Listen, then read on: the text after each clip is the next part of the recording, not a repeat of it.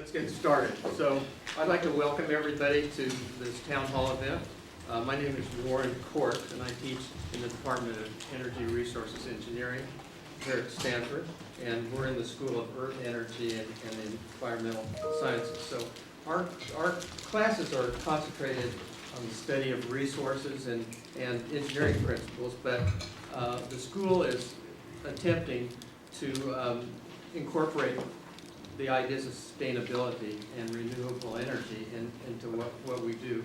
So tonight's subject is like the perfect lead into that. This town hall presentation is part of a class Energy 167-267 on the valuation of energy resources. So our students spend a lot of time in the class doing computational work, engineering work, and other things, but they rarely, even though they do talk among their peers, they rarely have a chance to talk in public, into a public forum. And when they leave here, they're going to need to be able to do that. So what we're trying to do is give them that experience that it takes to talk in a public forum, and also learning how to make a point in a very short period of time. That's very typical of these public meetings. This is the 6th year that we've done this. In the past, I think our first 2 sessions were about hydraulic fracturing, which is a controversial subject still. And then we did a town hall on the Aliso Canyon gas leak in Southern California, which, as it turns out, leaks more carbon dioxide into the air than the whole state of California does in 1 year. So it was a pretty serious incident, but we had an interesting discussion about that. And then the following 2 years, we talked about some ordinances in 2 counties in California, Monterey County and San Luis Obispo County, that had ballot measures to either forbid or restrict oil and gas operations within those counties. So this year, I think we've got a really great topic that's cropped up. So we're in an era right now of energy transition. We're reducing CO2 emissions. It's absolutely critical. So I read an article in Science Daily recently, and it was a study by the National Institute for Environmental Studies called Coal to Gas, how the shift can stabilize climate change. And the study concluded that a transition from coal-based energy to cleaner natural gas has been long viewed as a staple of many climate action plans, despite people's concerns about natural gas leaking into the atmosphere and the fact that natural gas is a greenhouse gas unto itself. It still seems to be, in the short term, a way of moving our country and actually the world's energy generation to absolutely clean and sustainable fuels. So this is a very current topic. This involves a power plant in Utah, in western Utah, that's been in operation for 25 or 30 years and burns coal to produce electricity. And the plant output is purchased by 29 cities in the state of Utah, and also by 6 large public power utility districts in California, including the major one, which is the Los Angeles Department of Water and Power.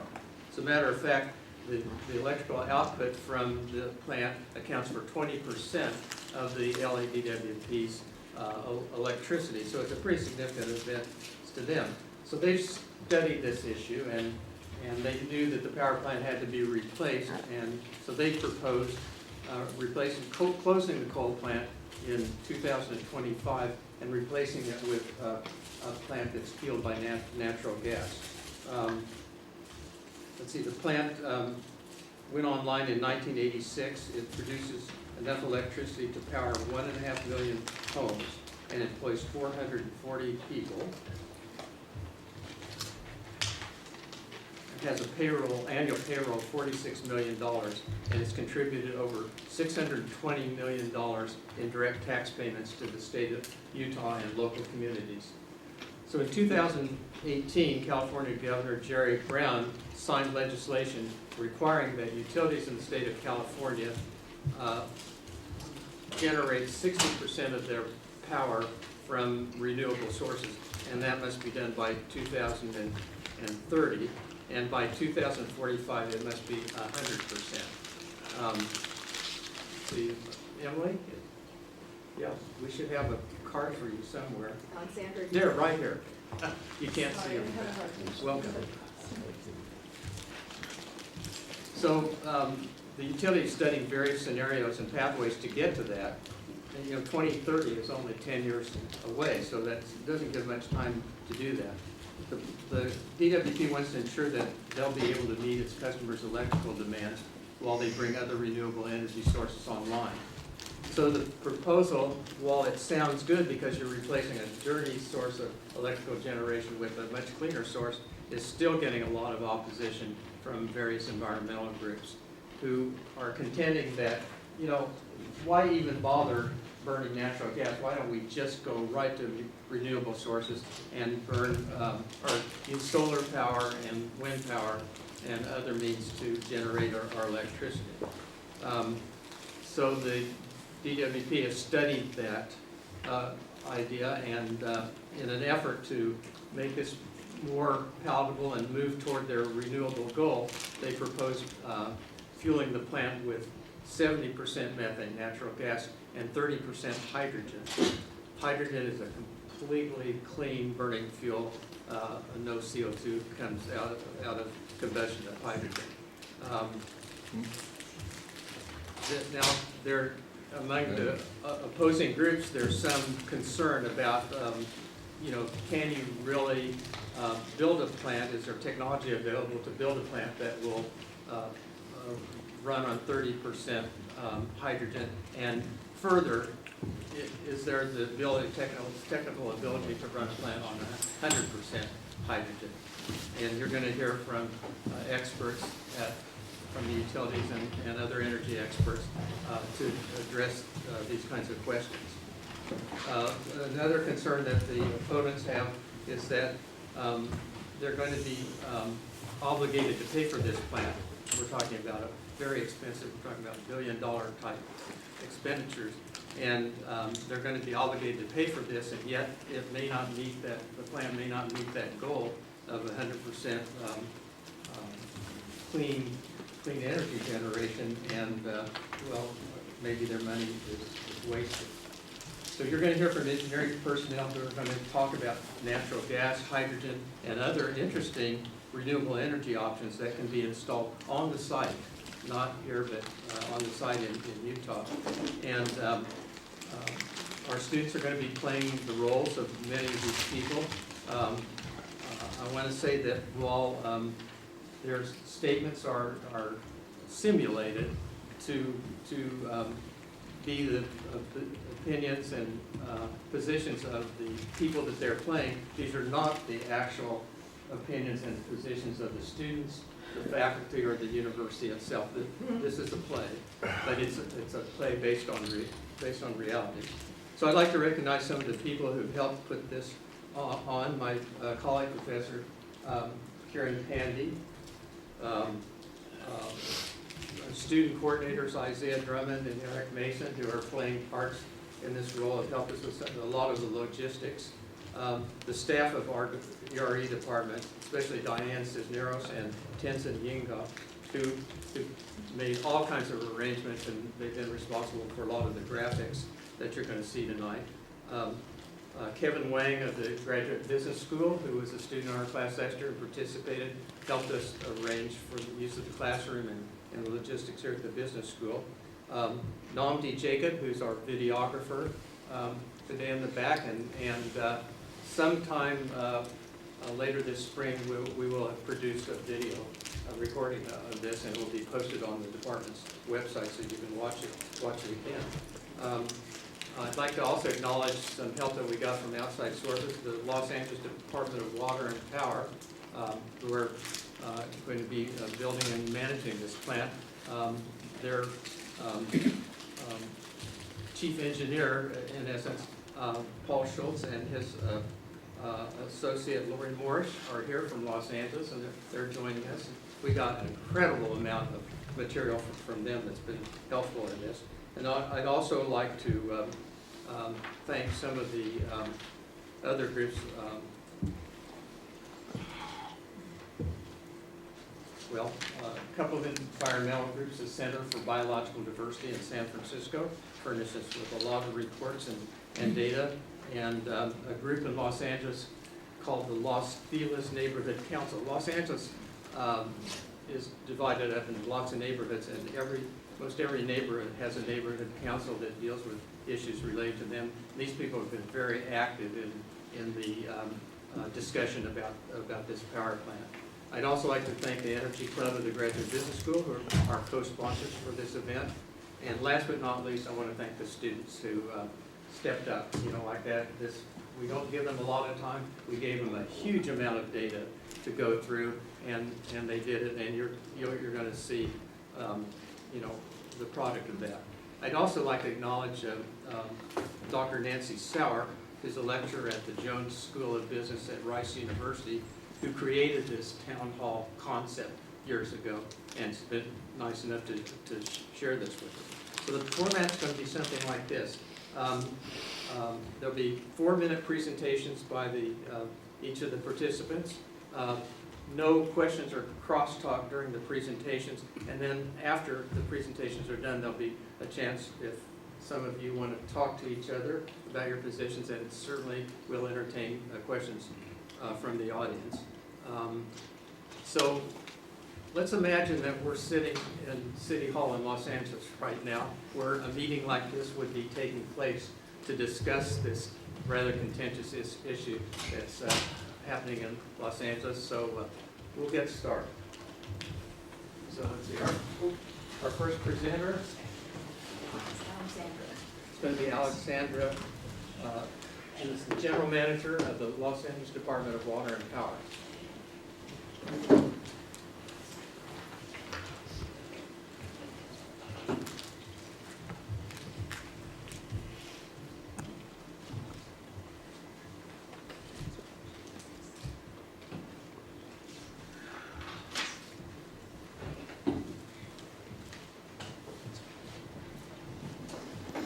Hi everyone, thank you so much for making the time to attend our town hall meeting. My name is Alexandra Bavok. I'm the General Manager of the Los Angeles Department of Water and Power. So let me start by giving microphone, please. Let me start by giving you a brief overview of who we are and what we are doing. So we've been founded in 1902 to supply water to the LA residents, followed by electricity starting in 1916. Right now we're the largest municipal utility in the United States with a workforce of over 9,400 people, serving over 1.5 million customers in the Los Angeles area. The majority of electricity is consumed by our business and industrial customers at around 70%, with our typical residential customers utilizing around 500 kilowatt hour of electricity per month. Obviously, we don't have the capacity of generating all this electricity locally, hence we rely on transmitting and generating it from a variety of locations and sources. One of our key sources is the Intermountain Coal Power Plant located in Utah, and that generates almost 20% of the electricity in Los Angeles. Unfortunately, as we all know, coal is a highly polluting fuel. And as the world started to recognize the need of becoming more environmentally friendly, it has been passed into California law just recently, less than 2 years ago in 2018. So more specifically, the Senate Bill 100 legislation requires all the California utilities, including ourselves, to generate at least 60% of our electricity from renewable sources by 2030. Followed by 100% by 2045. Currently, unfortunately, we're only at 30% renewable energy, and therefore we had to create a roadmap on how to become 100% green by 2045. As you can see from that chart, our main other sources are natural gas and coal, followed by hydroelectric and nuclear power. From the renewable energy sources, from the 30%, around 11% is solar, 10% is wind. So one of our key initiatives is to get rid of the coal plant as soon as possible, that being the most polluting fuel. And our proposal right now is to build a new power plant to replace the coal plant in Utah. I strongly believe that the optimal solution is a hybrid gas and hydrogen power plant, 70% natural gas, 30% hydrogen at the beginning, with the ability of converting it eventually to 100% renewable hydrogen in order to meet the 100% clean energy goal by 2045. So the main reasons I believe this is the optimal solutions are the following. So with the natural gas plant, we'll have the ability to generate 24/7 electricity, hence meeting the federal reliability requirements, which is impossible right now with wind and solar without any storage facilities.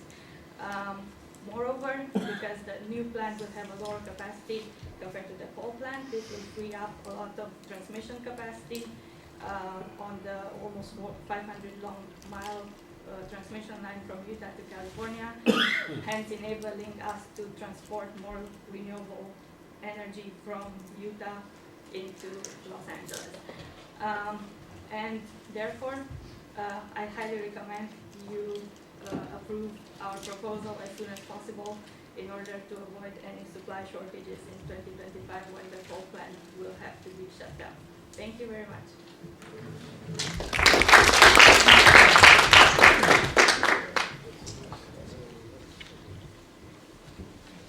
So our next speaker will be Dante Horta, who's the Director of External Energy Resources for the LADWP.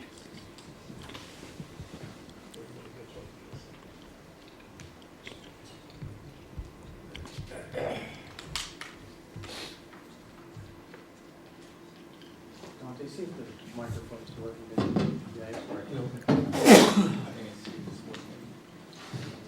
Hello everybody, thank you for coming.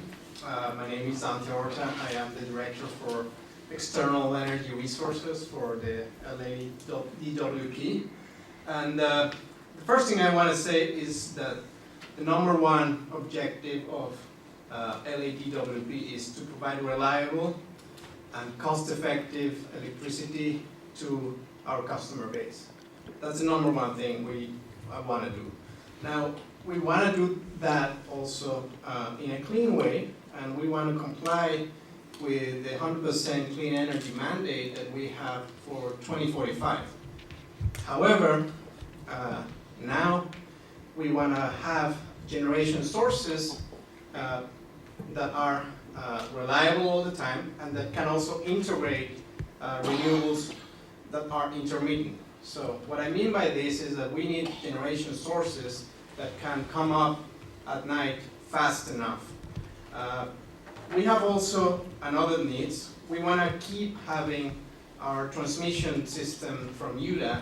That's a high voltage direct current system that needs, for technical reasons, it's called a dispatchable rotating mass.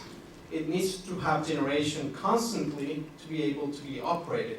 Now, this transmission line allows us to ship renewable energy into the LA grid system, and this rotating mass would be, the role would be played by the power plant that we're proposing. Another thing is we want to reduce the reliance on in-basing, this is in LA basing, natural gas from Aliso Canyon, which as we know it's leaking. So we do not want to keep using Aliso Canyon natural gas. And the proposed power plant wouldn't be doing that. Now, as it has been mentioned, the current project would be 2 generators in total of 840 megawatts, combining natural gas and hydrogen. Now, this is a project that was downsized from the original proposed 1,200 megawatts. Now, this reduction in capacity in the plants would allow to have more transmission capacity for future renewables, right? And again, what we're also proposing is to start in 2025 with a mix of 30% hydrogen and 70% methane, and slowly transition to 100% hydrogen by 2045. So by the year 2040, we would expect to have 50% of the fuel to be hydrogen, and then from there, in 5 years later, 100%. Now, this project fits in a larger picture of Utah being a renewable energy hub that would provide energy to the LA city. There are multiple resources, renewable resources in Utah, and this project will enable these resources to be actually used, because this would enable, the IPP project will enable us to keep running the long distance transmission line that otherwise wouldn't be running. And if that is not running, we wouldn't be able to exploit the wind, geothermal, and solar resources that we have in Utah.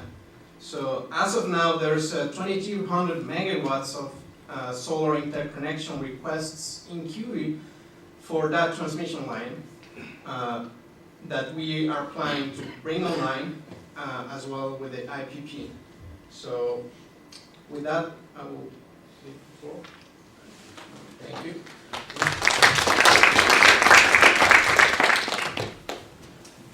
So next, we're going to hear from another LADWP staff person, their lead operations engineer, Clotilde Vennerbroek.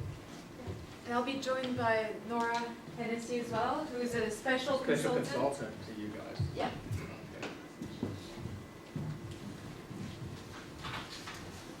Okay. So hello everyone, I'm Clotilde Vennerbroek and I'm the lead operations engineer at LADWP, and I'm joined by Nora. Hi, I'm Nora Hennessy. I'm a special consultant to LADWP for emerging technologies. And so quickly, to kind of go over why we need to transition directly to renewable energy resources. So LADWP only produces about 30% now, and we used to be 20% in 2017 of its electricity from renewable energy sources. And due to all the decarbonization goals that are set by the California state, by the city of Los Angeles, and also by the LADWP itself, we need to decarbonize fast. And there needs to be a quick shift in focus and significant new planning to meet the future reliability requirements for LADWP. And we're here to present the renewable energy technologies that are available instead of natural gas, because we believe that natural gas, it's too late to be used as a bridge fuel towards less CO2 emissions because of the urgency of the decarbonization needs that we need for LADWP.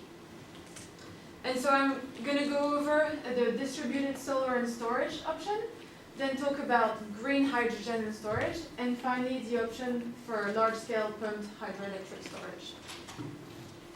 So distributed solar and storage is a really good option to consider for LADWP. Solar now has reached, utility scale solar has reached really low cost compared to fossil fuels, and batteries are also fastly decreasing in cost and becoming really competitive with natural gas power plants, which are designed for grid reliability. And there's actually a 300 megawatt solar power plant that's planned only 1 mile away from the Intermountain power plant. So there is local solar potential as well as transmission infrastructure that's capable of handling building huge new solar capacity. And also more generally in Los Angeles as a city in general, there's potential for greater development of residential solar, so rooftop solar and battery storage, even though there are some barriers to overcome, such as bureaucracy in LA itself, as well as difficulties in getting interconnection to the residential generation. Now moving on to hydrogen that was talked about previously. So there is this proposal to convert the Intermountain power plant in Utah to a fully hydrogen fuel eventually. That will be associated with storage in a salt cavern, as you can see represented on the slide. And what we need to think about when considering hydrogen is that it's only emissions-free if hydrogen production itself is emissions-free. And on this chart below, you can see the current hydrogen generation fuels that are used. So it's mostly fossil fuels that are used to produce hydrogen. And electricity represents about 5%. And out of that 5% of electricity, only 0.7% comes from renewable energy to produce hydrogen through a process called electrolysis. So what we'll need is renewable energy to power this electrolysis process to generate the hydrogen.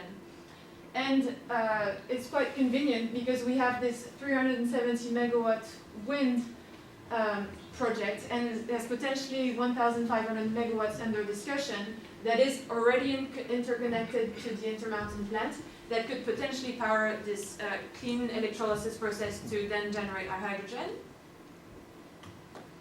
And then finally, a third option that LADWP is really considering to meet its future capacity needs is investments in large-scale pumped hydroelectric power, and there are current plans of investing more than $3 billion in pumped hydro near the Hoover Dam. So now I'm going to hand it over to Nora, who's going to talk more about storage. So we've been talking a lot about renewables, and as we all know, renewables are intermittent and they're not dispatchable. So with large implementation of renewables, we will need storage. And we need storage both to deal with hourly intermittency, but also to deal with seasonal fluctuations in renewable resources. So one option that Chloe has already mentioned a little bit is batteries, and these are great for smaller scale, short duration storage, like solar plus storage. However, batteries are not as well suited for long duration storage, and that's for a couple of reasons. One, batteries self-discharge, which means that the longer you store the energy, the less of it is still available. And secondly, the cost of creating large enough batteries for this really long duration storage is just still too high to be feasible. So we need to look at some other storage technologies. Clotilde already mentioned pumped hydro storage, but we can also look at compressed air storage and hydrogen storage. So first, talking about compressed air storage. To do this, essentially renewable energy, when there's excess renewables, can be used to compress air up to about 2,800 pounds per square inch. And then this compressed air can be stored in geological formations. And then at a later time, when there's not enough renewable energy, you can generate electricity by running the air back through a turbine. And this is a proven technology. There are 2 compressed air energy storage facilities in operation today. One is in Germany and one is in Alabama. And LADWP is currently planning a 160 megawatt compressed air pilot project. And that's within the range of the sizes of the 2 existing projects. So next, looking at hydrogen storage. Hydrogen is a great option for allowing seasonal shifting of renewable energy. And storing hydrogen can also reduce the need for hydrogen transportation if we're trying to run these power plants off of hydrogen. If we're generating it close to the site, then it doesn't need to be transported. So once, when there's excess renewable energy, we can use electrolysis to split water and produce hydrogen, which then can be stored. And then later, the hydrogen can be used either, as we've talked about, blended with natural gas, or it can be used on its own in fuel cells or put through turbines to generate electricity. So one of the reasons that storage is such a great option for this project is that there are salt caverns in this area of Utah. And these are a very unique geological feature that are ideal for storing hydrogen. And again, geological storage of hydrogen is a proven technology. There are a couple of projects in Texas that have done this and been successful. And it's also a very cost-effective option. Salt caverns have been shown to be the most cost-effective region for storing hydrogen. So Looking at all of these storage options, we can see that there's a lot of storage potential at the IPP. So each salt cavern can hold more than 5,000 tons of hydrogen, and that's equivalent to about 1 million fuel cell cars, so that's a lot of hydrogen.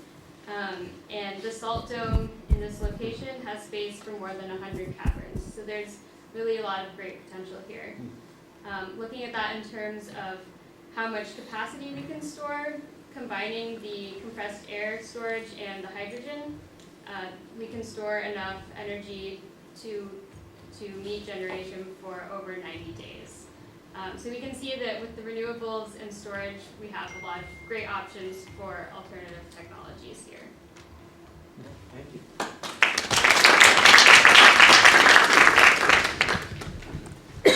All right. Okay, our next speaker is going to be Isaiah Drummond. He's the general manager of the Intermountain Power Agency, which is the agency that's responsible for the Utah Power Plant.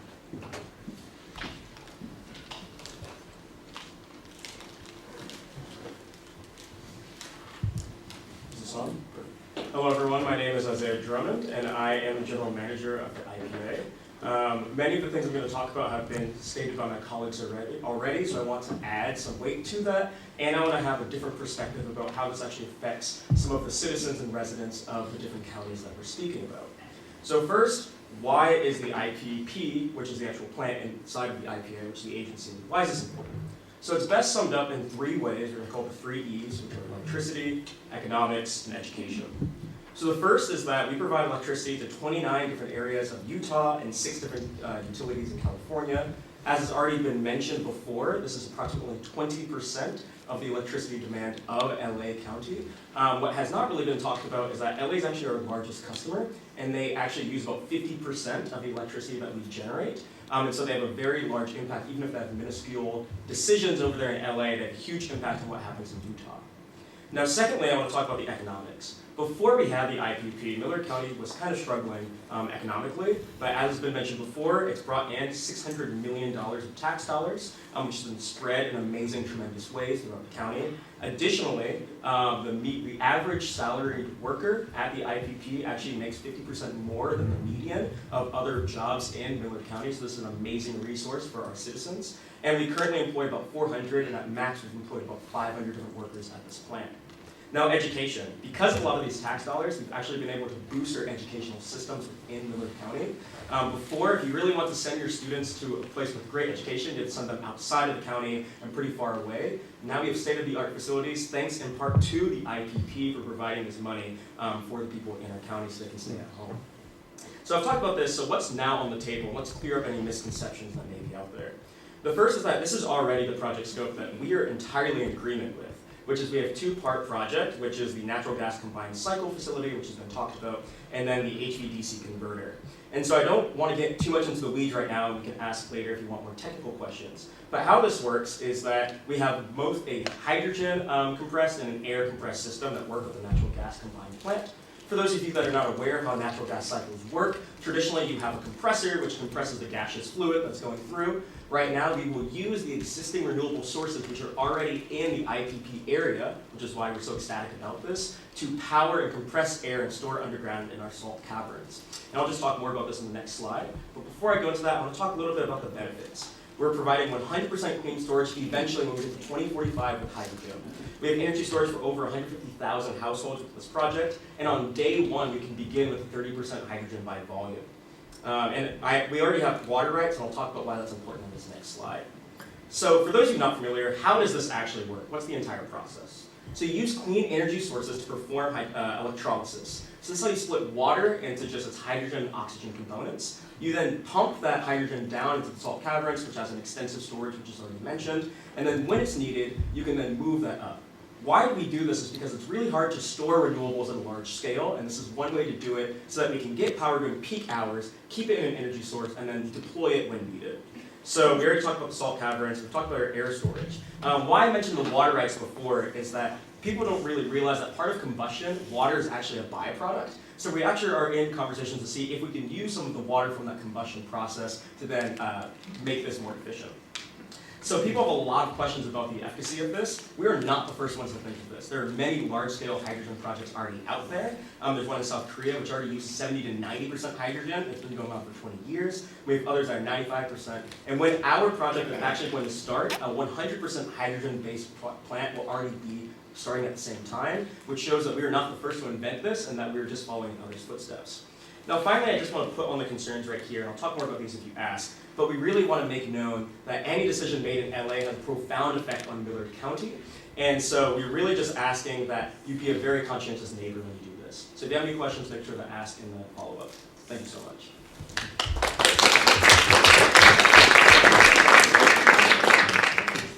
It seems that I don't need to use this timer. These guys have got figured out these presentations almost exactly to the second. So, and the next person we're going to hear from is a senior electrical technician at the IPP plant, Eric Mason.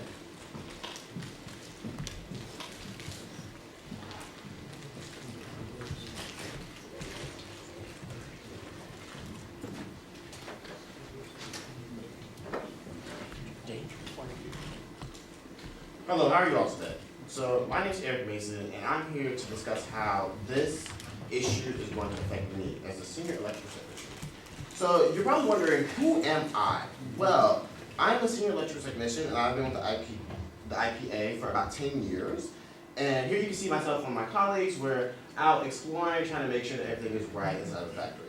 And I'm very passionate about my job because, one, I was homeless growing up, and I have 5 of my siblings that I have to take care of. And that's why I'm here to speak to you today, because this is going to impact how I function on a daily basis. So you're probably wondering, what exactly do I do? So I'm the head of monitoring the electrical systems. That includes maintaining the circuit boards, the electrical equipment, and troubleshooting any issues that may arise. But more importantly, I make sure the electricity gets to you all. So inside of this diagram, you see typically you have electricity generation, you have the transmission, and the distribution. So I am functioning somewhere in between, making sure that the transformers are functioning properly and that the electrical lines are carrying everything to you all, so you're able to operate on the daily inside of the perfect magnitude. And my job is extremely important because we need to make sure that everything is set. So this gets into how is this exactly going to affect me, and also how is it going to affect you. The transition to the natural gas and hydrogen plant would drastically cut down the workforce to about 125 employees. Not to mention that it would drastically affect the way how I do my job. So currently I've went through an entire 4 to 5 apprenticeship program to make sure that I have the skills needed in order to function and to make sure that the plant is running properly. However, once this transition happens, the wiring is going to be entirely different. So not only am I going to have to find a way to get trained differently, which hasn't been mentioned, I'm also going to have to figure out, okay, during this intermission period, how am I going to provide for my family? So these are some of the things that we need to be thinking about in terms of how are our communities being impacted. So even if I wanted to go find a new job, that means that I'll have to uplift myself and my entire family to find a place where my certification is valid. So, some of the conclusions that we need to think about is, one, the transition needs to happen. Of course, I support making sure that we're able to go to renewable energy. However, it should not be as robust. We need to think about how it's impacting the community and the individuals that are supporting people inside the community. Thank you.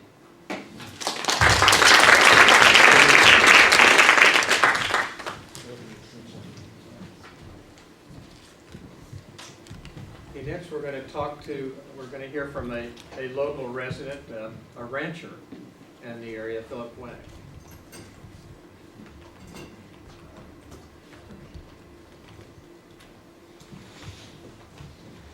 Hello.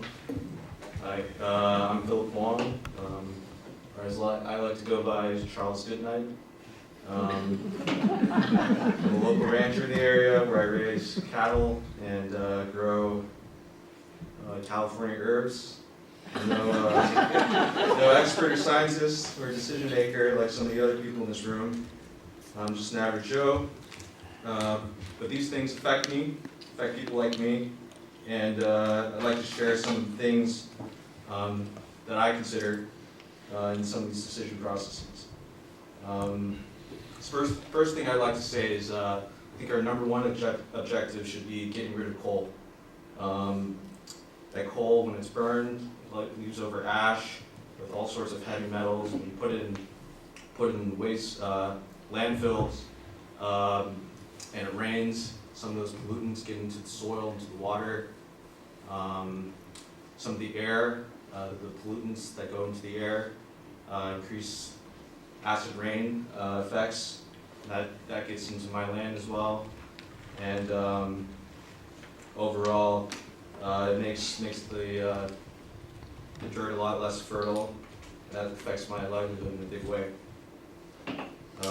So overall, things have been pretty tough dealing with the coal plants. I think natural gas is moving in the right direction on these fronts. I'm a little cautious of the push to increase the hydrogen usage.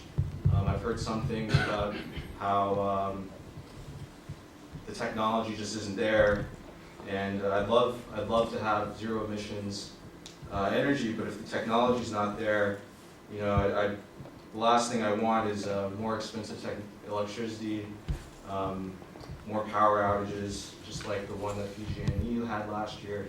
It cost us $2 billion, and that comes out of my paycheck. Natural gas is already cheap, so it makes sense both environmentally and economically, as it produces less CO2, doesn't produce the same sorts of heavy metals and acidity in the air. So all in all, I think we should all agree on some type of proposal that shifts away from coal and stops the possibility of delaying this project and staying on coal. That's all I can say. Thank you. All right. So the next people we're going to hear from is from the City of Los Angeles.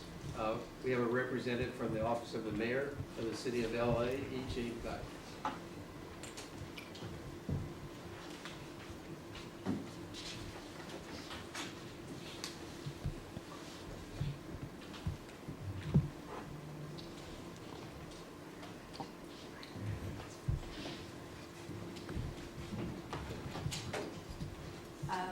Hello everyone, my name is EJ Beck and I'm honored to be here today at the Town Hall and discussing LA's energy future. I'm a representative from Mayor ERE Town's office. So to get started, I want to provide some context on the LA's mayor's plan. So last year, Mayor ERE Garcetti launched Los Angeles' Green New Deal, which sets aggressive goals to tackle climate change. And we're trying to do this while strengthening LA's economy and requiring a just and equitable transition. Now, among many other provisions of the plan, an important one is that a goal to reach 100% renewable energy by 2045. Now, in line with this goal, Mayor ERE Garcetti actually announced that we will be shutting down 3 natural gas power plants that are currently operating in LA, 1 in 2024 and 2 others in 2029. So the mayor has clearly signaled his intention and LA's future focus on clean energy technologies. Now, while tackling climate change and being aggressive on climate action is very important, it's also critical to maintain or keep the lights on in LA. Our economy still very much depends on reliable electricity, so we cannot sacrifice our reliability to ensure a clean transition. Now, maintaining reliability, as you heard from the expert, is a challenge of integrating high shares of intermittent renewables such as solar and wind resources. And while battery resources or short duration battery can help, we still need longer duration storage or some sort of dispatchable technology that can be there when called upon. Now, hydrogen is a critical technology that may be able to play this role. It's a fuel that does not emit any CO2 when it's burned, and it's a technology that can replace natural gas in many different parts of the economy. So beyond the electricity sector, it can also be used to decarbonize the industrial sector as well as the transportation sector. So it's a really critical technology that we should continue to develop for climate change mitigation. Now, a gas power plant that runs on hydrogen would be able to provide all the reliability functions that a gas power plant as of today does, while emitting no greenhouse gas emissions. So We need reliable resources, and hydrogen is a great resource. Where would be a good place to put that? And we think that the intermittent power plant is a very good location for this project. And that's because we have existing transmission lines that we can utilize to save cost rather than developing a new site. And it also opens up more room for importing clean energy such as wind and solar from Utah as well.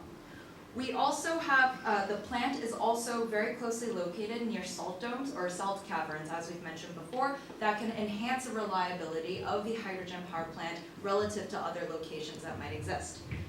And finally, as part of the Green New Deal, we want to ensure a just and equitable transition.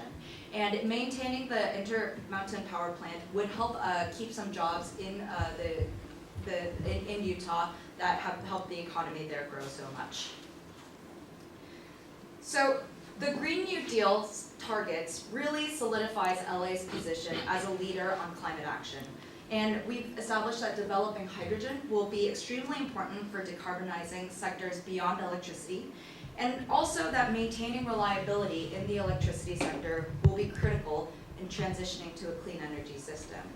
Now, transitioning the intermittent power plant to a hydrogen power plant really will fulfill these roles and further emphasize and strengthen LA's position as a global leader on climate change. Thank you.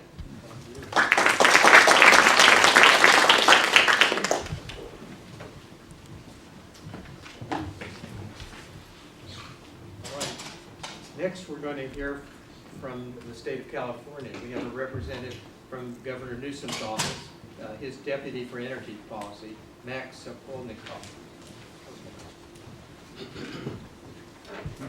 Hello everyone. So let me start by giving you some facts about my boss. So he's actually a California native. He's 52 years old. He became a governor just last year. And before that, he served as a mayor of San Francisco. And in 2004, when he started, he was actually the youngest mayor ever to become governing San Francisco. He worked in a bunch of different industries before moving to politics, and he is a Democrat. And so what is the boss's stance on climate change? So he believes that it's a big issue for our planet, as most of the educated population in the world thinks. And last year he had a bit of a battle on Twitter with the president around this issue.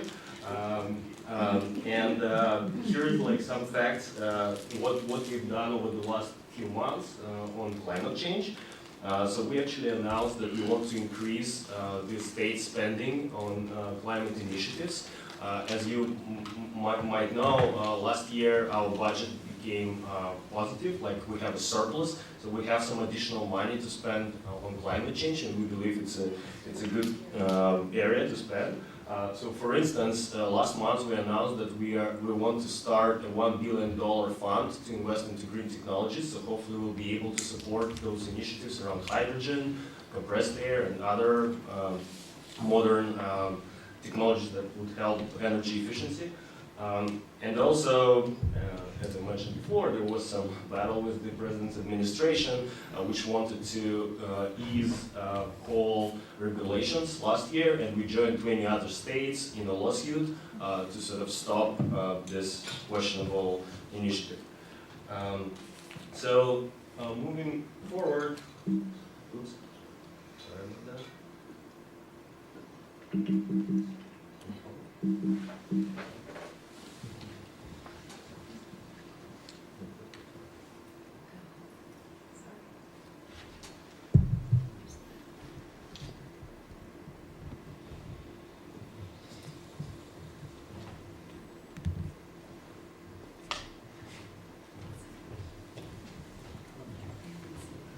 We get a pause for technical assistance.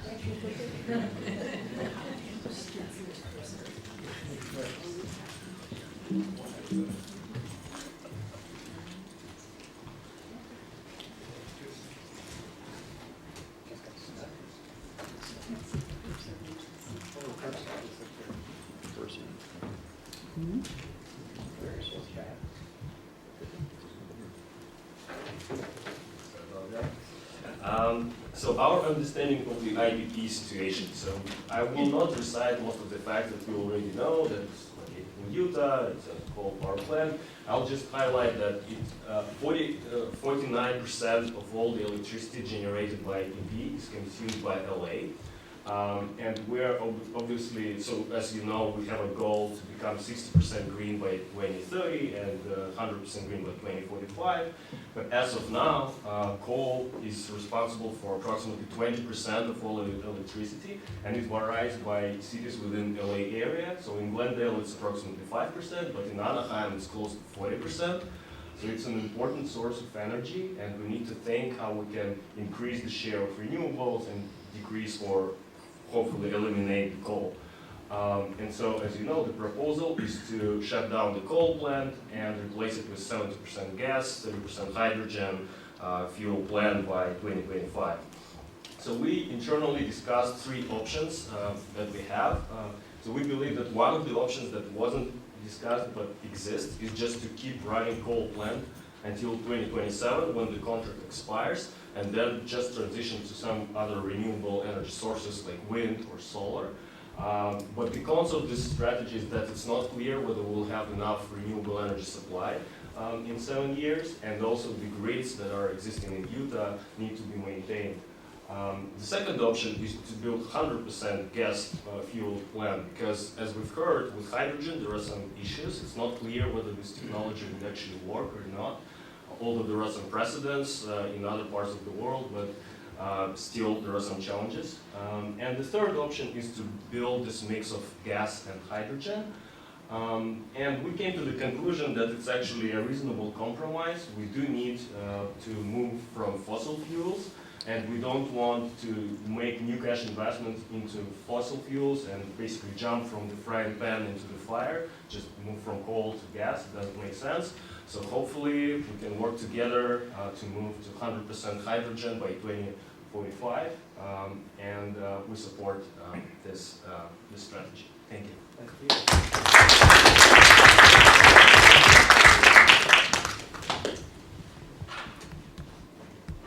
All right, now we're going to hear from a group in Los Angeles, the Los Feliz Neighborhood Council. Well, she may explain about them that they're a neighborhood within Los Angeles who are very concerned about climate change and reliable electricity, and their representative, Rebecca Greco, is going to talk to us about their concerns. Hello everyone, my name is Rebecca Greco, and I'm here representing the Los Feliz Neighborhood Council. We believe that it is completely unacceptable and utterly irresponsible to consider the conversion of IPP from coal to natural gas. Instead, it needs to be converted to 100% renewable starting now. The Los Feliz neighborhood is an area in northern LA, and although we are not physically located near IPP, we still consider them our neighbors. LA will be purchasing almost 50% of the electricity produced by the plant, and we therefore have an obligation to be responsible for the impacts of the energy produced there. As fellow Californians, you and I both know that the wildfires are getting worse, and recently LA declared a state of climate emergency and claimed that combating climate change is one of the most vitally important issues facing the city. So we must put our money where our mouth is. The conversion to a natural gas plant would decrease the workforce from 440 to 125 employees in the county in Utah, which only has 13,000 residents. This would be a catastrophic hit to the local community. And we know that the people in our backyards and their backyards care. In September 2019, more than 11,000 people in both LA and Utah took to the streets as part of mass climate demonstrations. I'm sure you're all familiar with the IPCC Special Report on Global Warming, and I just wanted to highlight this particular graph from this report. The graph shows that emissions must peak by 2020, be halved by 2030, and be eliminated by 2050. Every level of government and society must be actively working towards these goals to avert a catastrophe. And I mean, the literal bare minimum that we could do is not build new fossil fuel infrastructures. It is imperative that we abandon fossil fuels in their entirety, and we must immediately shift to 100% renewable energy. We've heard a lot about the SB 100 and the LA Sustainability Plan. which calls for 80% renewable energy by mid-2030s and an end to fossil fuel use in the county by 2050. This is a full 27 years before the intended life cycle of IPP ends. In addition, NREL is due to complete their 100% renewable study by 2030 for LA this year. And Synapse Energy Economics Inc. has already done a study showing it is possible to achieve 100% renewable energy for LA by 2030, or sooner. Many things have changed since the original plan was approved.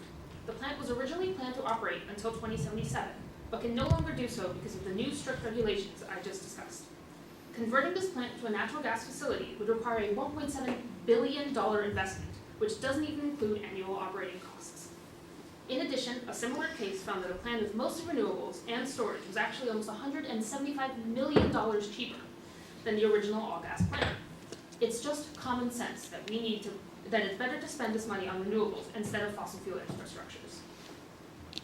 The most recently revised proposal to burn 30% hydrogen produced by electrolysis is a step in the right direction, but it is simply not enough to avoid catastrophic levels of global warming. The plan claims that by 2045, the plant could be converted to a 100% hydrogen fuel source, but there is absolutely nothing special about the year 2040 from a technological standpoint. It's just a date that has been set in stone by law, so why not do it earlier, like maybe starting now? Finally, hydrogen facilities operate very similarly to fossil fuel facilities, which means job skills may be more transferable for the workforce than for other types of energy storage jobs. In conclusion, we at the Los Feliz neighborhood believe that there can be no natural gas at Intermountain if we want to avoid catastrophic impacts for the local community and catastrophic levels of global warming. Thank you.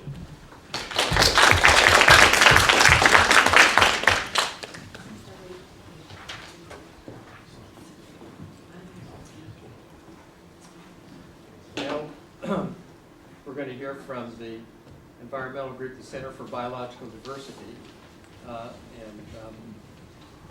their representative is Ms. Sun. Okay, hello everyone. I'm Rachel Sun, and the representative of the Center for Biological Diversity. Here I'll give a brief introduction about who we are. Well, we are the research, communication, and advocacy organizations focused on the energy transitions. We believe that the welfare of human beings is deeply linked to all the creatures on the earth. So it's our responsibility to ensure a bright future for all the existence on the earth. And currently, we focus on the eliminations of the fossil fuels and the transitions towards clean energy. Here, I will give several reasons that why we think that replacement from the coal to gas is not a good option. Firstly, coal to gas switching cannot meet the climate goal. Well, in the Paris Agreement, we set a limit that the rise of the global temperature need to be 1.5 in later 1 century. Well, the CO2 emission budget is the second column, the orange part in the second part. However, in the first column, it is the CO2 emission in our current developed reserves, which means that even though we don't start any new projects in the future, we cannot meet that goal. Well, how about this? We freeze out the coal and replace it with the gas. Well, so Bloomberg has done the research in 2018, and we can see the blue line here, it is the baseline of the CO2 emission. If we freeze out coal and replace it with the gas, we can reach the purple line. Well, of course, it is a great progress here, but it still has a big gap from the purple line to the green line, which is the upper limit of the Paris Agreement. It is the 2 Celsius degree rise in the global temperature in 1 century. So we think that it is far away from to satisfy the climate goals. Well, do we have other options?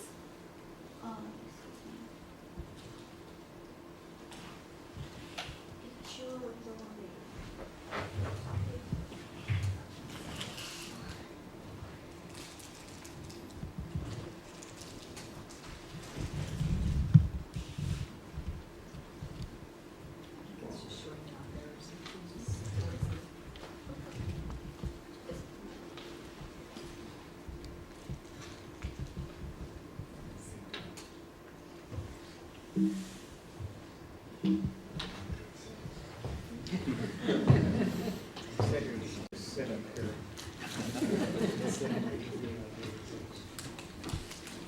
only do we have experts on energy systems, but we also have really great technical consultants for computer sciences.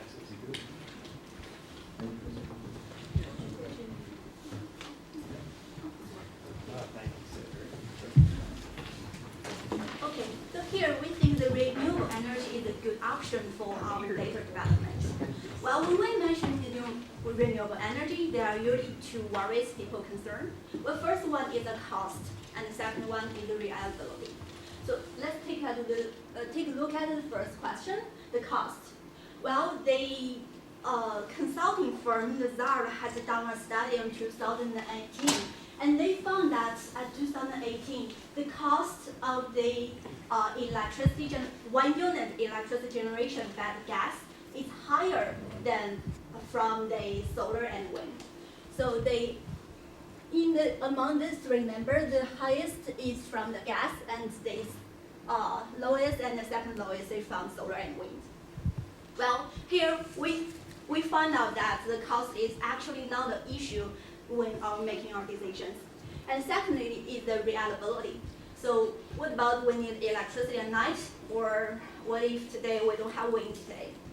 Well, actually there are lots of other resources we can use instead of consider gas as replacement.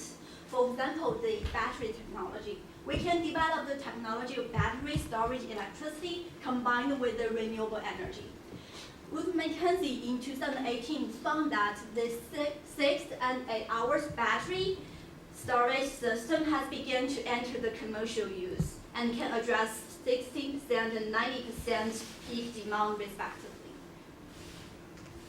So here are our key points. We urge policymakers and investors to use the climate goal as a starting point for energy decisions, and to consider how much gas is compatible with achieving the goals of the Paris Agreement. For the CO2 emission, we need less, not more. Yeah, thank you for listening.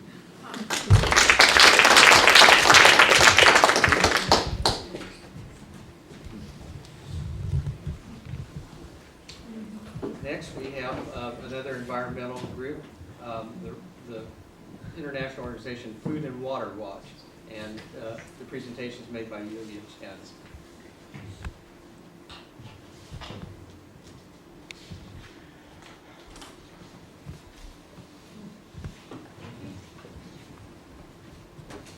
Hi, my name is Yulia Chen, and I'm the representative of Food and Water Watch. So Food and Water Watch is an organization that's working to create a healthy future for all people and generations to come. And the main message that I would like to communicate today is that methane matters. So the reason why this is related to natural gas plant is because 19% of the natural gas is made up of methane, and methane as a greenhouse gas is at least 25% more potent, 25 times more potent than CO2. And oil and gas industry in the US in particular is actually the largest source of methane emissions.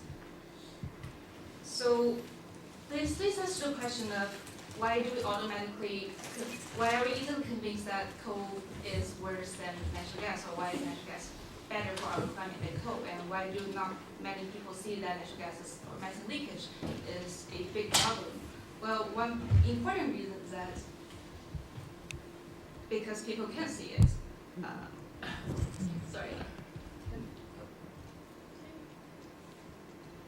Now, methane is colorless and odorless in natural gas. And without any infrared camera, we don't really see this huge amount of gas leaking from this tank. And this is not just one single example. Across the natural gas supply chain, methane can leak from anywhere of this. It can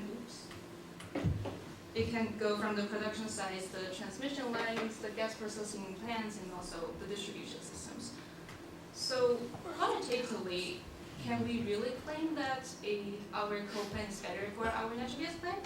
So according to EPA's estimates, the Intermountain coal plant in 2018 carbon intensity was 0.919 tons of CO2 per megawatt hour. And if we convert this to a 45% efficient combined cycle gas turbine, then the carbon intensity can be cut down by half, which is great. However, this is only by EPA's estimates, which takes which takes into very minimal account of methane leakage. And what we believe that the industry is actually doing a worse job than EPA estimates. So if 12% of the methane is leaked into the atmosphere, meaning that 100 methane molecules we harvest from the wells and only 88% reach that natural gas plant, then the entire climate benefit will be wiped out. Now, this is based on the assumption that this plant is 45% efficient. If it's less or more efficient, then the wiggle room for the leakage will be less or more accordingly. So, because 45% is a typical number, I'm just gonna ask this question of, are we doing better than 12%? The problem is that we don't really know because it's odorless and colorless, it's really hard to regulate. And there are companies like Carroll's Aerospace and Scientific Aviation who mount these detectors on airplanes to quickly find big leaks. However, what they're finding is that things are worse than we thought. For example, this is an image taken by Carroll's Aerospace, and this is a leak that's emitting at 500 MCF per day, or 1,000 cubic feet per day, which is about 3 times the average productivity of each, or of an average well in the US. And so the conclusion is that we don't really know that 88% that we are harvesting has been delivered to the natural gas plant. So one question that's not intuitive to me is that, well, because natural gas has a price, it's traded at $1.85 per MMBTU just a couple of days ago, and if those companies are not doing a great job of conserving those gas, that means they are losing money. And why are they not doing that? Why are they not doing a better job of conserving those gas? Unless sometimes maybe they are not traded at that good money. So that price is at the Henry Hub.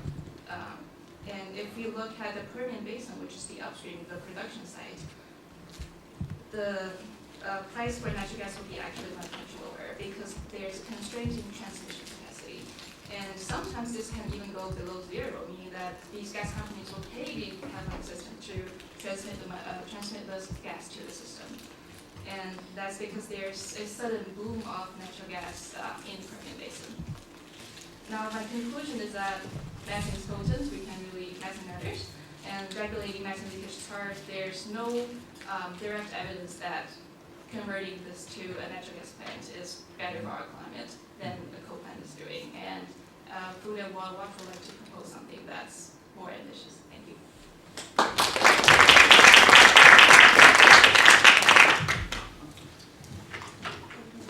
Okay, next we're going to hear from a teenage activist who has really gotten involved in climate change. And she's going to talk to us about her concerns for herself and people her age and people coming after her. Emily did.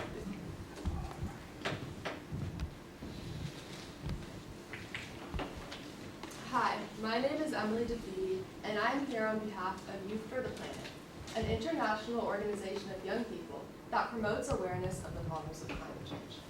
My generation is very concerned about climate change. It is having serious impacts all over the world, and if we don't do something about it right now, we risk consigning future generations to an irreversible catastrophe. As a developed nation with the second largest amount of carbon emissions, we have the responsibility to search for sustainable energy solutions. Doing this will require significant changes to the world's energy system. A gas-fired plant isn't beneficial to anyone. According to Wood Mackenzie Power, solar is going to be cheaper than natural gas by 2023 in nearly every country. To have the most sustainable solution, we need to either go directly to the 100% hydrogen-powered plant or use wind and solar instead. Going forward with new energy systems that burn fossil fuels is knowingly bringing upon the planet an irreversible climate chaos. Even dropping to 50% in emissions in 10 years is not sufficient to us at Youth for the Planet. We, the generation who will be left with the consequences. We who will be left with the responsibility of sucking hundreds of billions of tons of CO2 out of the atmosphere with technologies that barely exist. Not immediately halting the use of fossil fuels is risky, and risks letting temperatures go beyond human control. A 50% risk is not acceptable to us at Youth for the Planet. I also urge you to think about the implications this has for the people of Utah, Los Angeles, and all over the world for generations to come. Implementing the natural gas power plant will have disastrous consequences for the people of Utah, as it will take away jobs and harm the economy. While if we implemented a more sustainable, reliable, and cheaper solution, such as wind and solar, we would save money that we could use to enable a just transition to green energy for the people of Utah. Continuing greenhouse gas emissions will harm the economy not only in Utah, but also all over the world for generations to come, because continued emissions will cause temperatures to continue to rise, causing drought and crop failure. And the effects of that ripple through the economy, through the cost of food and the incomes to farmers. We also must think more about the global impact of gas-fired power plants. The effects of climate change are exacerbating the effects of extreme weather events, food and water insecurity, lack of economic growth, and public health issues. We are already suffering from the effects of this here in California. We have already been seeing an increase in both the frequency and the severity of wildfires.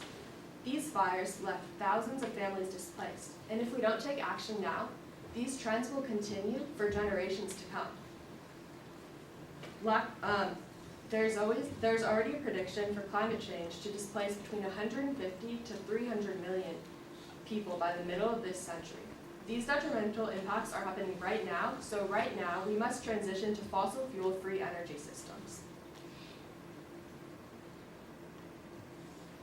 Another problem with fossil fuel power plants is the fact that they don't take into account environmental justice.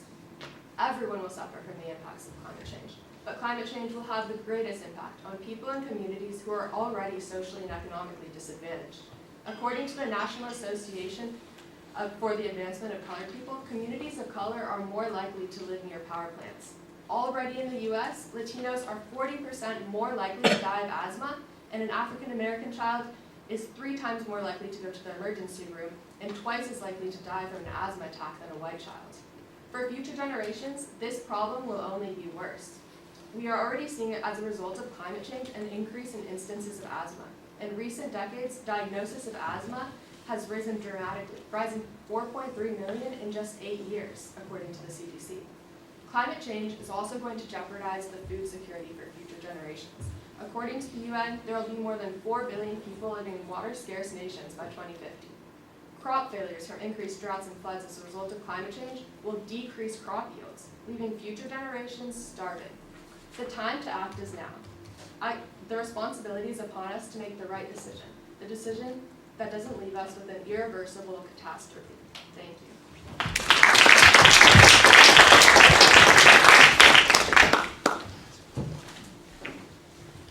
Our next speaker is a representative from the Office of the Mayor of the City of Anaheim in Southern California. Anaheim is one of the 6 cities whose utility gets electricity from the Intermountain Power Plants. George.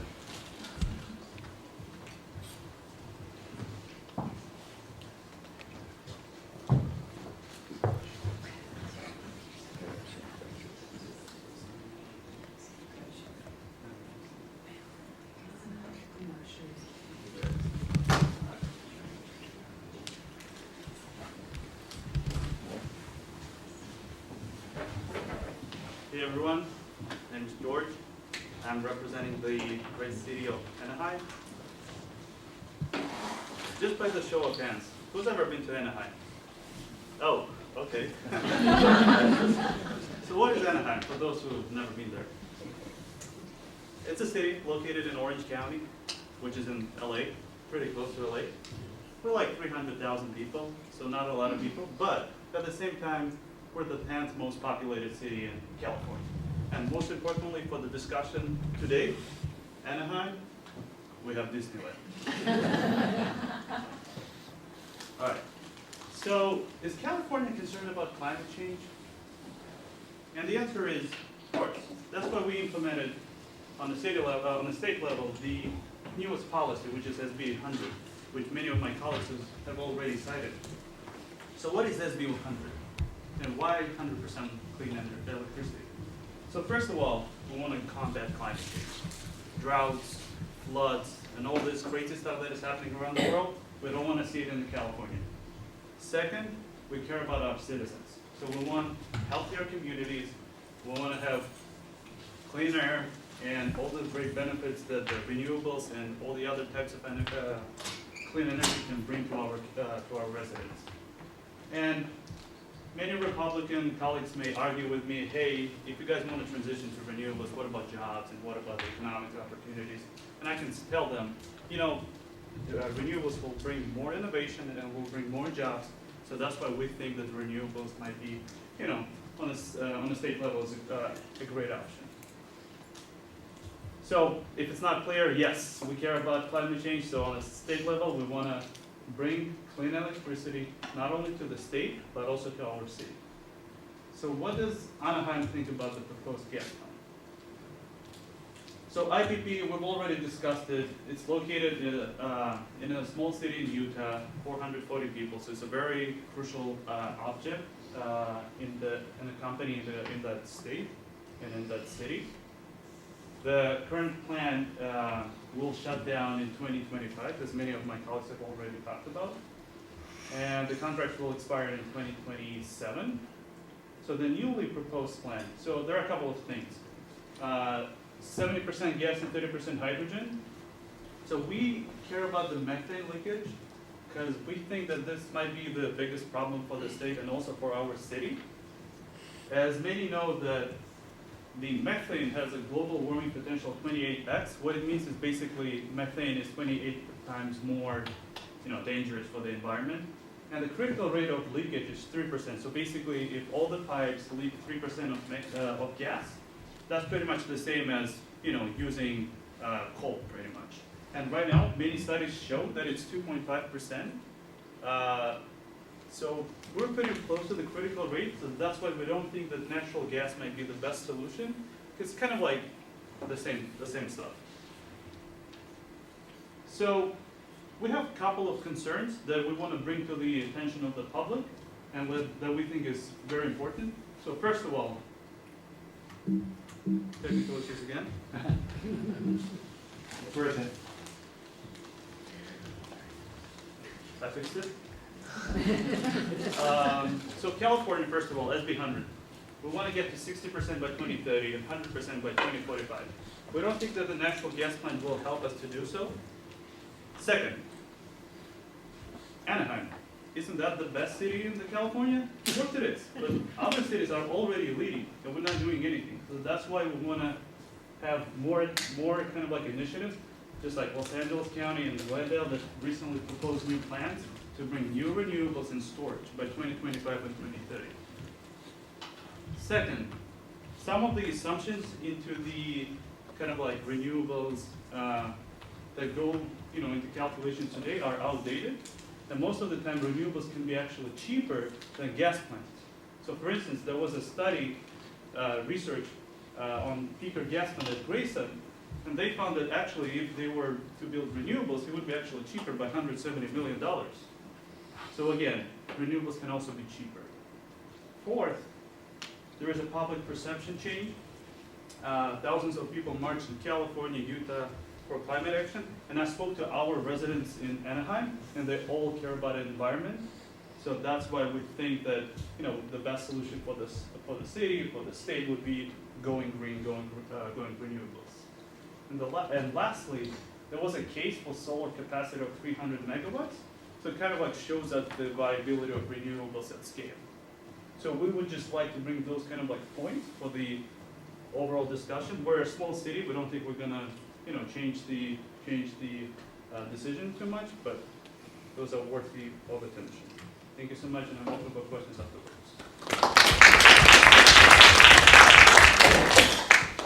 All right, next we're going to hear from a homeowner and resident of Los Angeles County, Linda Perlich. Hello. How are you feeling?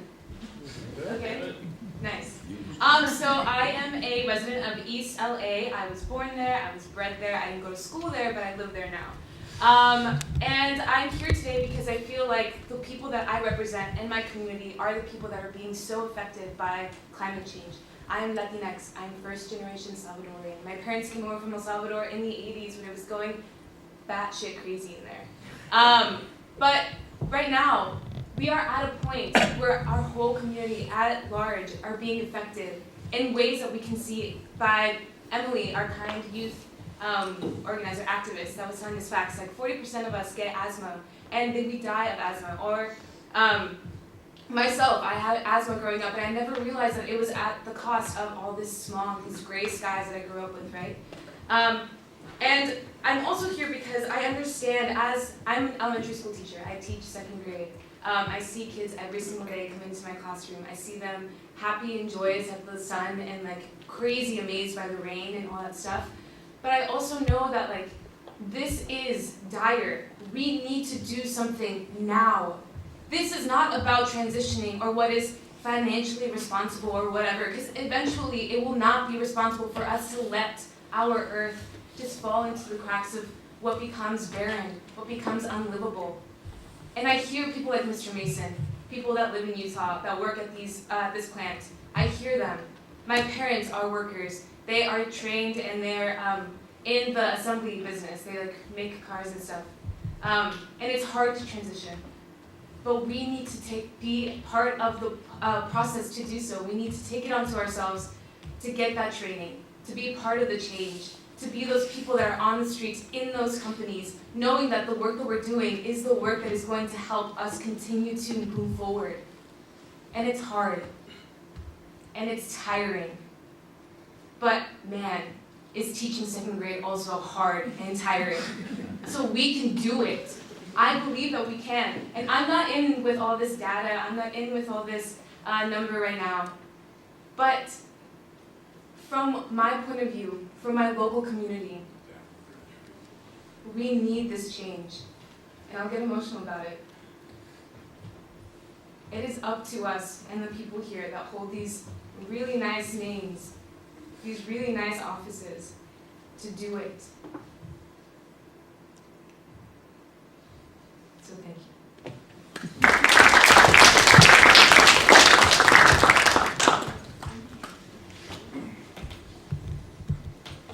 All right, and finally, we're going to hear from another homeowner, parent, and resident of Los Angeles, Yuan Lee.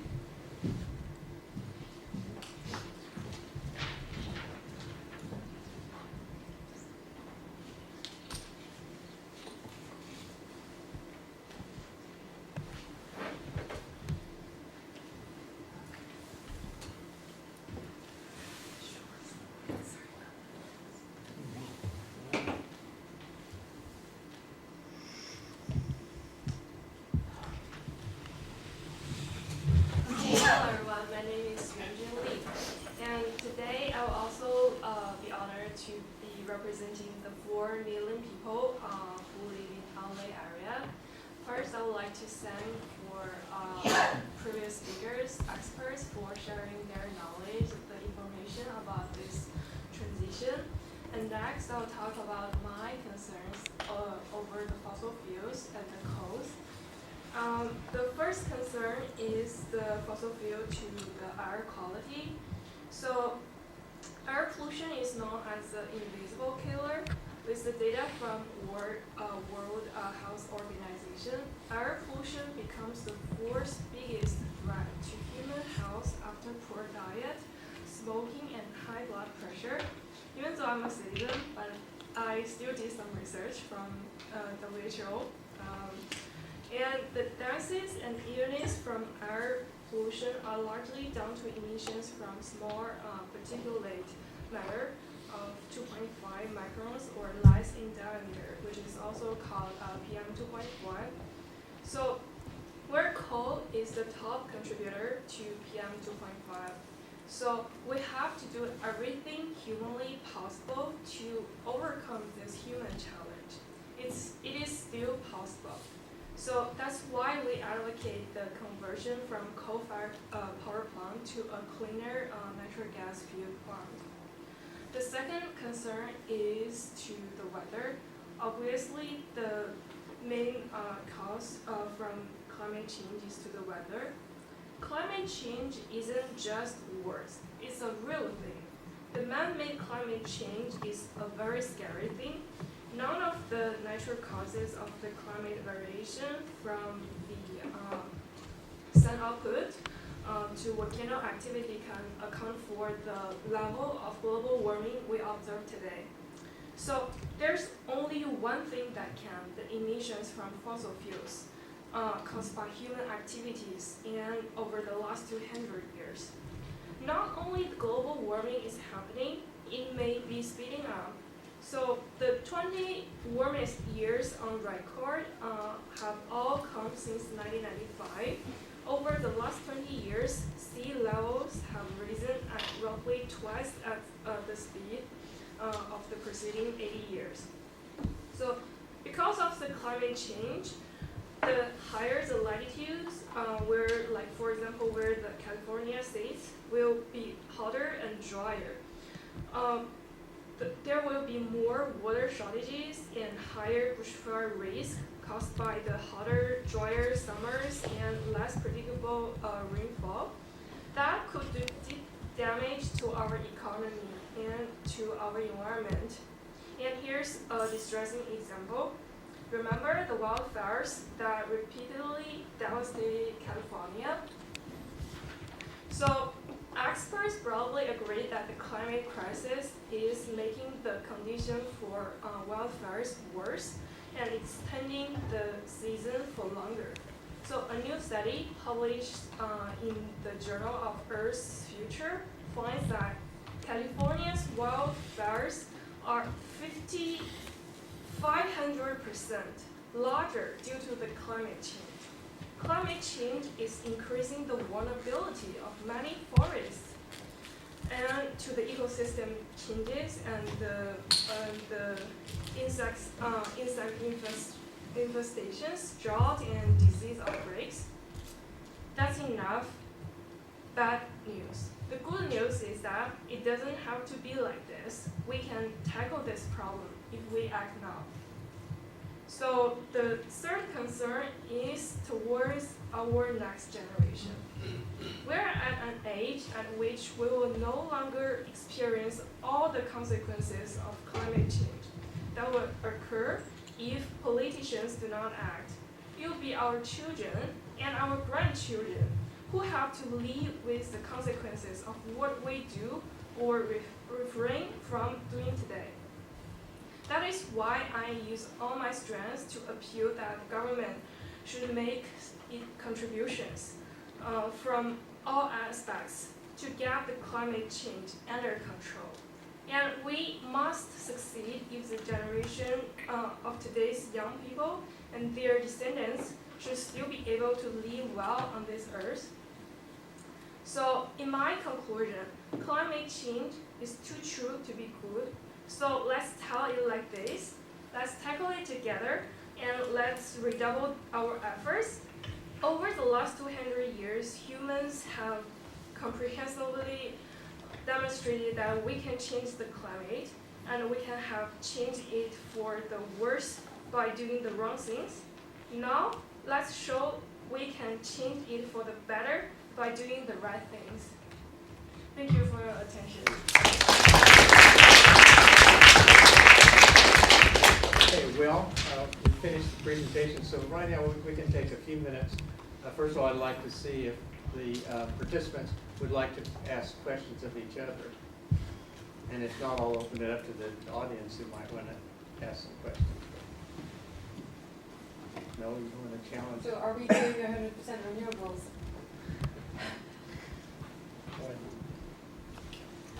Straight away.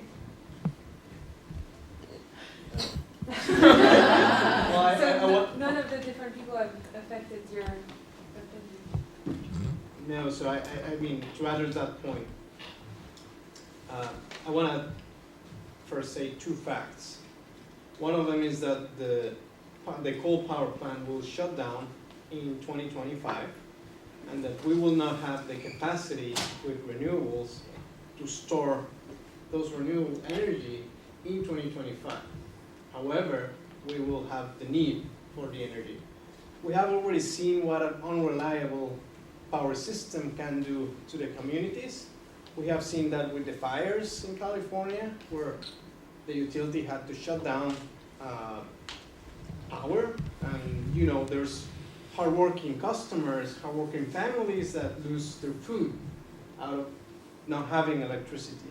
We cannot afford that. We cannot afford anything but 100% reliability in the power system. And I believe that the way we're doing this project with hydrogen transitioning, with transitioning eventually to 100% hydrogen is safe, it's effective. We are tackling climate change, but we are not putting at risk the livelihood of our customers.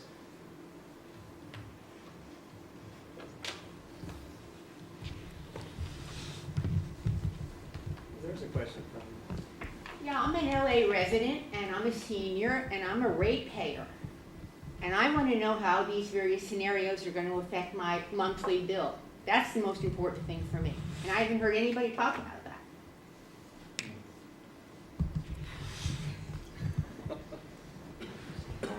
I can take this. So with the current plan of converting the coal plant into the gas plant, like gas is a very reliable source of energy, as pointed out. It's fairly cheap, and there's a very liquid market for it. So our expectation is that with this plan, your bill won't change as it is today. With renewables, however, especially today when technologies are very expensive still and quite unreliable or unproven at very large scale, we cannot guarantee any kind of. So it might go up a lot. Yes, with renewables. But renewables are cheaper than natural gas. Like utility scale solar in the US now is like the most cost competitive option. Yeah, but what about storage costs, Without right? storage. Yeah, without storage, yeah. Well, What happens when the sun goes down? There's a question here. I was reading in the Financial Times last week that Xcel in Colorado is purchasing solar plus storage for 3.4 cents per kilowatt hour, which is still less than the 4%. So that's using battery storage, which I think maybe is not the kind of storage that you were talking about with remethanation, which I have to say, this is the first time I've been coming to energy colloquia and seminars since I was staff in the 90s. Usually I get to a couple a month. This is the first time I've ever heard power to gas discussed. And you went all the way to methanation. This is the best ever. And I'd like to know if it's going to be on YouTube, I hope. Well, we're going to make, the video will be available on our department's website, and we'll, if you give me a card, I'll be happy to send it to you. Thank you, by the way, for the compliment. I feel the same way about my students. Can I ask them? Okay, Emily, you were first. Oh, I was just going to answer the LA residents question. In my opinion, I think that your taxes will actually go down with renewable resources because, as I said, Wood Mackenzie Power predicts that solar will be cheaper than natural gas by 2023, which is before the power plant is even planned to go into effect. So it makes sense to go directly renewable. And to answer Mr. Orta's question about reliability in the wildfires, I think that mitigating climate change immediately is the best way to immediately go to more reliable, to immediately cause more reliability. Sir.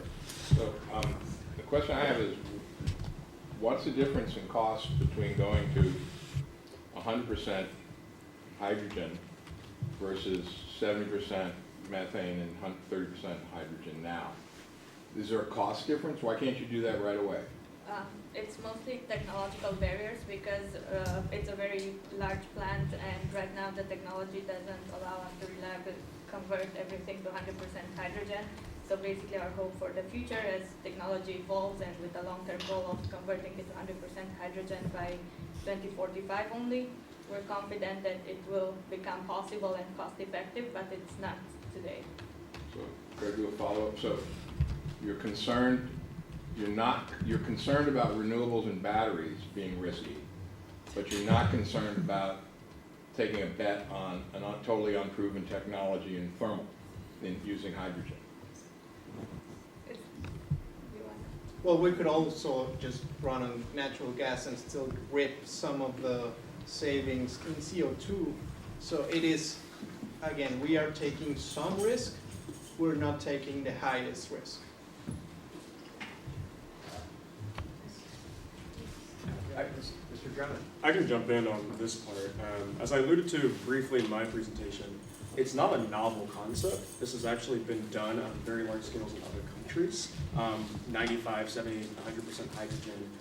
Within the US, it is fairly large. However, we are talking a lot about economics and finances and affordability, but we're not really talking about the residents of Utah and how that affects them. We're talking about how it only affects those in California. But I really want to know, for those who are advocating for a 100% hydrogen solution now, how do you all plan on offsetting the huge economic costs it's going to have on the Millard County residents? I didn't get to this in my presentation, but the IPA has already been full-heartedly for the 100% transition, but we also have 5 asks that go along with that, and one of those is considering, will there be any compensation in the forms of something maybe like a dividend that exists in Alaska for those that live in Millard County? Will there be anything to help those, as we're already going from 400 employees down to 125, so that we're going 275 employees fewer.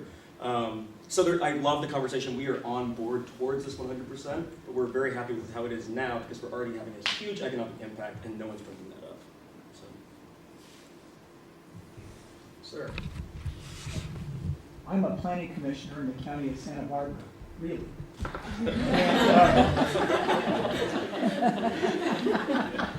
My district contains most of the coastline in that county and nearly all of the farmland. So climate change and rising sea levels make a big difference in my district. I want to discuss how CEQA works a little bit.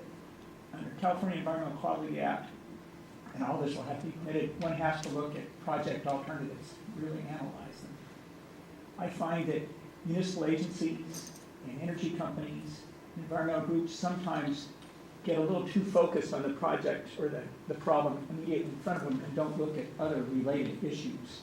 So I want to propose an alternative and see what these different agencies represented here and your different environmental groups, if it's something that you could support. The California legislature passed 5 new laws that went into effect January 1 of this year relating to accessory dwelling units. And that's intended to address the housing crisis we have in California. Basically, every single family residence lot will now be able to add an ADU, accessory dwelling unit, essentially the size of a small tract house, and a junior ADU, which is the size of a condo. Okay? This will bring a lot of money in rent and value. People will be motivated to add these ADUs and junior ADUs. We're looking to tens of thousands of units just in my county. I would guess in Los Angeles County it will be in the hundreds of thousands, if not more than 1 million. Okay, these all have rooftops, all right? We all know that getting distributed renewables, there's a cost problem. It takes about 300 square feet to provide that 500 kilowatt hours for each household. Who pays for that?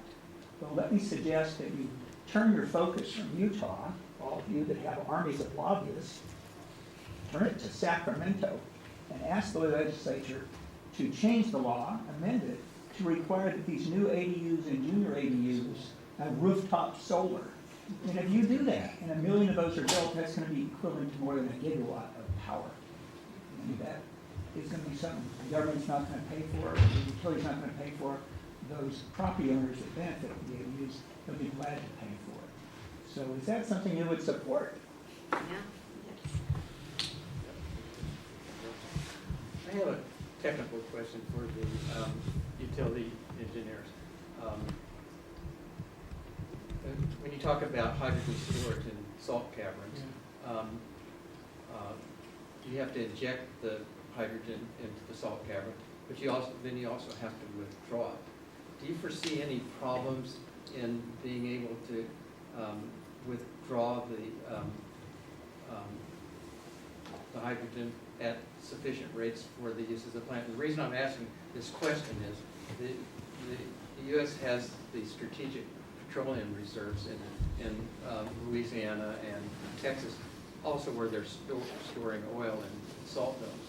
And the first one that was done by the government, they drilled a certain number of wells, and they were able to inject the well into the strategic petroleum reserve. But what they forgot was they didn't have enough capacity to, and they did this over a long period of time, but they didn't have the capacity to get it out in a short period of time when they needed. Have you guys thought about that issue?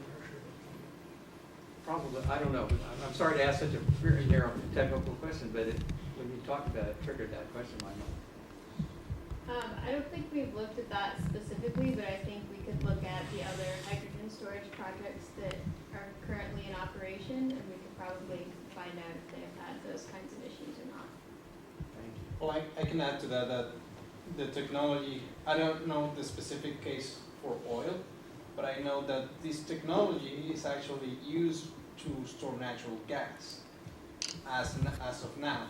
So it has been proven it's a gas, so one would think it has similar properties when it comes to like getting out of the solid domes.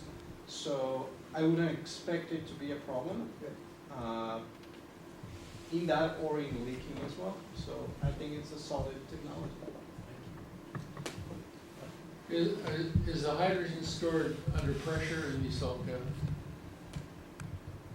I believe so, yes. So that's going to make it easier to get it out, it seems like. Yes, there's a question. I have a question for the representatives of the Department of Water and Power. One of the slides, there was just passing mention of water rights, and I feel compelled to mention that the city of Los Angeles has a rather checkered past in exploiting water rights from other states. Can you hand on heart say that the use of several million gallons a day of water in arid Utah to electrolyze into hydrogen is actually sustainable? I can actually talk about that. And so currently we have an allocation of water rights for the IPP that currently exists. And with this, we're actually only going to use 10% of the water that was already allocated. Additionally, there are talks about how can we use the water that comes out of combustion to make it easier, because water is a byproduct that's usually just forgotten for efficiency purposes. So this is in conversation, and this is a real concern, especially because we don't want all the burden, once again, to be on Utah, as we're usually forgotten out of this conversation. Thank you. So I have a question for all the advocates of going to 100% hydrogen right now. So based on Ms. Veneros and Ms. Hennessy's presentation, where they said that the current generation of hydrogen is 95% from fossil fuels. So if you look at the entire, value chain or emissions chain, I guess you might say, how does that actually solve anything? It's just you're saying that you're using hydrogen, it's cleaner, but to generate the hydrogen, you're still using fossil fuels. Yeah, you can't just use hydrogen and claim it's emissions free. It has to be hydrogen that's been produced through electrolysis using renewable electricity, for example. Got to be careful about talking about clean hydrogen, because the processes to actually make hydrogen right now. So hydrogen is used a lot for ammonia production, for example, are super carbon intensive. And so do you see basically a reduction in cost between generating hydrogen from fossil fuels versus electrolysis that's going to scale dramatically? Electrolyzers are actually quite expensive right now. There's kind of a challenge is how can we make electrolysis cheaper and while integrating it with renewables. And one of the good opportunities in the United States is with the huge growth in renewables recently, there's been a lot of curtailment of renewable energy because, for example, solar produces a lot throughout the middle of the day when it's not necessarily needed. So we could use that extra electricity produced by renewables that's currently being curtailed to redirect that to electrolyzers to produce hydrogen. It's all about integrating the different new components of the system. And then I had a question for Ms. Perla Sharon. So you mentioned that you are also a teacher of second grade students. So are you seeing, how long have you been teaching? It's my second year teaching. So have you seen, any impacts of stress on your students from, this awareness about fossil fuels and global warming? Absolutely, absolutely. Right now, we're learning about the water cycle, and there's a lot of questions about what actually is happening, and they are obviously aware of what the news is saying, of what Greta, who is someone that they really attach themselves to, even in the second grade, is saying. And it's not just a curiosity. I do see the stress happening because they start asking questions about what's going to happen to them, what does their future look like, what happens if it doesn't rain for a few days, what happens when it doesn't rain for a long time, and they're used to the idea of droughts in California. They live in California, but the longevity of that, and a lot of their families that do work in more landscaping or construction, or some of them even work in some of the fields, maybe they transition seasonally to go somewhere else. It's that kind of concern, and not just from them, but the parents that I communicate with, that is also something that comes up in some conversations. Well, yes, sir. How are other countries dealing with aging or outdated coal technology? I mean, other people must be going through the same agony. How are they dealing with it? Especially people that belong to the Paris Accords.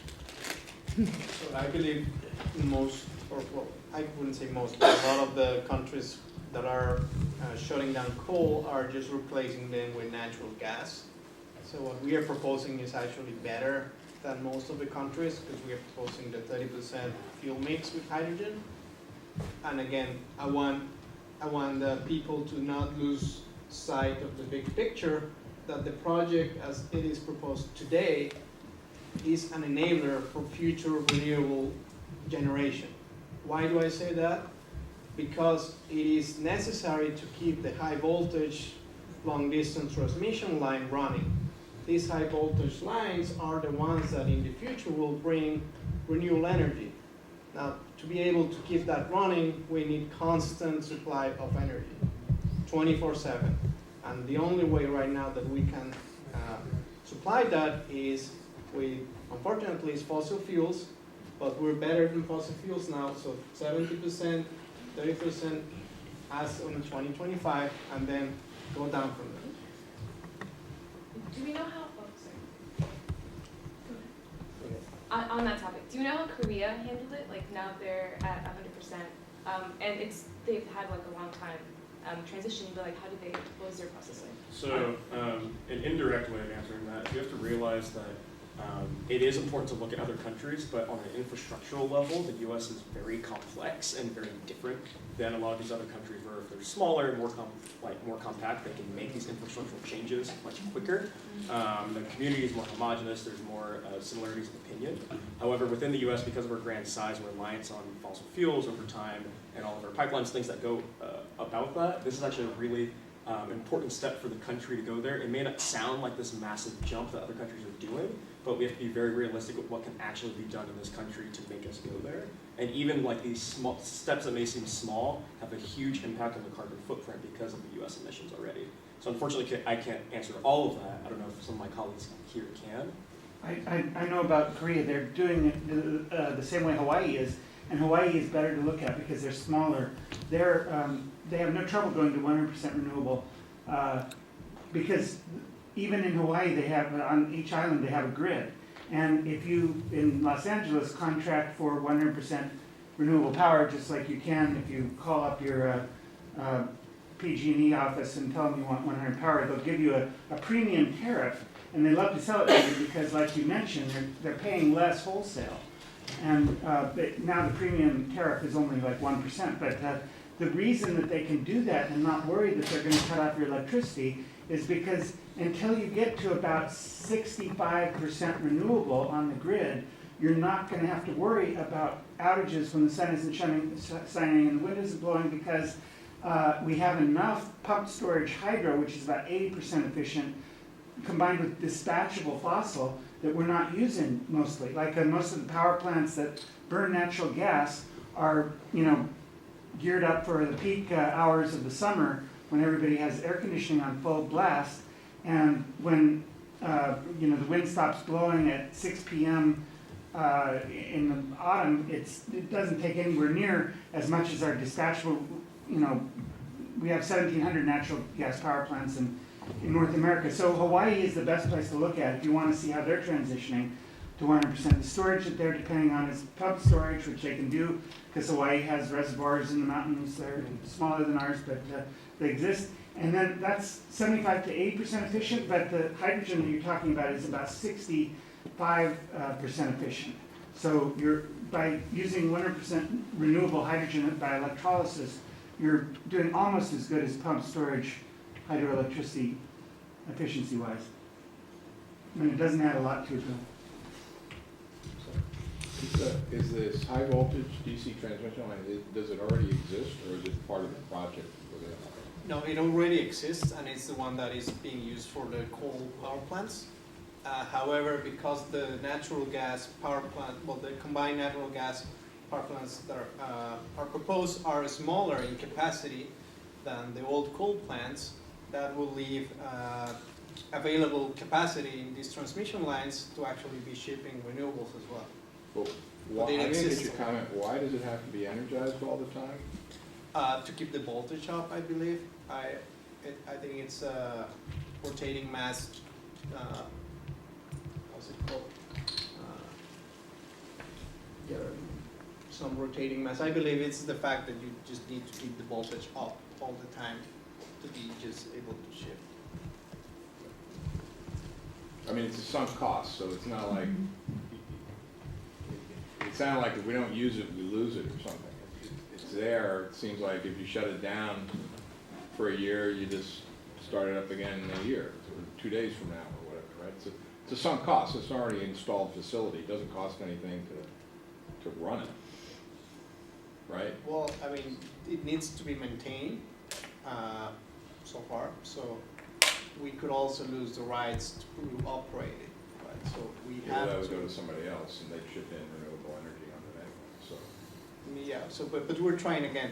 We need to guarantee reliability for the future, so we cannot take any chance. And this is already an asset that has been paid for by the taxpayers of LA, so we might as well keep it because we have already paid for it. Any question? Oh, I just wanted to make another comment about reliability. I know we're very focused on this power plant right now in Utah, but the fact that LA has actually already committed to closing down 3 of its natural gas power plants. So I don't know if you remember earlier, there was a pie chart showing the energy mix of LA.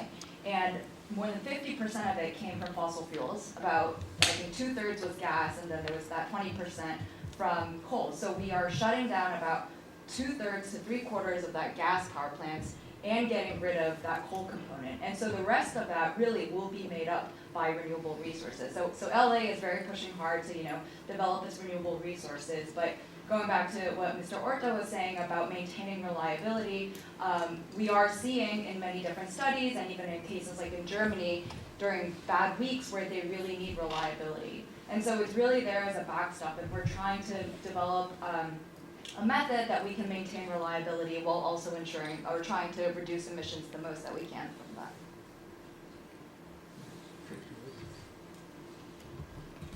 Can I just mention, for wind, it's less expensive to leave the wind turbine running than try to break it. And so that produces a surplus of power, which the grid can just dissipate if nobody's using it. But what it does is it drives the cost down. And you can go to freenights.txu.com and see that Texas, where T. Boone Pickens, a billionaire, I think he's dead now, built out so much wind in the 90s that if you live in Texas, you can get electricity for free during the night to charge your electric vehicle. And that's something we don't have here because he just built out so much wind. Well, I think I'm going to have to, I just want to say, I can't imagine the audience at the Los Angeles meeting that the real people that would have been involved in this debate would have been as articulate and intelligent as you are. I mean, I am just...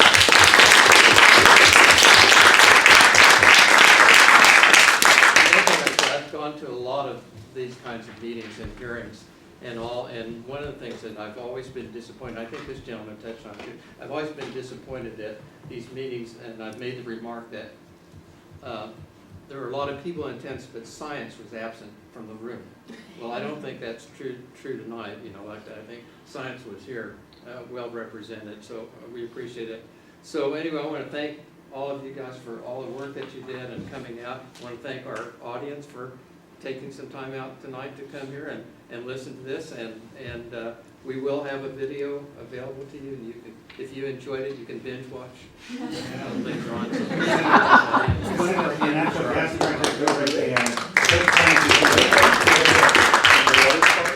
Sorry? The two people over here, are they from the, Well, yes, from utility? they wanted to be anonymous, but I guess, Oh. I guess you outed them. What's the answer? So what's going to happen? We can't leave. If it were that simple, we would get up right Oh, now. it has not been decided yet. Well, You're gonna keep charging you. I think, you know, Less expensive renewables. we are moving, and I don't want to take over this town hall meeting, but we are moving forward with the project as described. And we understand the concerns of the environmental groups, as the also the ratepayers of Los Angeles, because this is expensive. Getting to 100% renewable by, you know, some timelines of 2030, 2040 is much more expensive.